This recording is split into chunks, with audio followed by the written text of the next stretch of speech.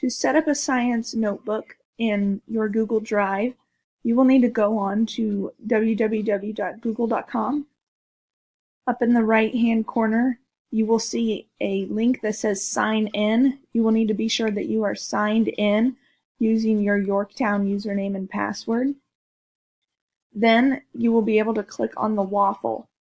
When you click on that, it will bring a drop-down menu. Select Drive.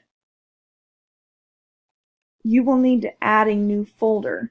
Just simply click New and Folder, and you will be able to add a folder into your Google Drive. I want the folder to be titled Science Notebook. Then I want you to click inside of Science Notebook, and I want you to add a new folder, and I want you to title that Studying Materials Scientifically. And then every activity under Studying Materials Scientifically, the first unit, I want you to add in that folder. As we go throughout the year, I want you to add every single unit as a folder in your Science Notebook folder.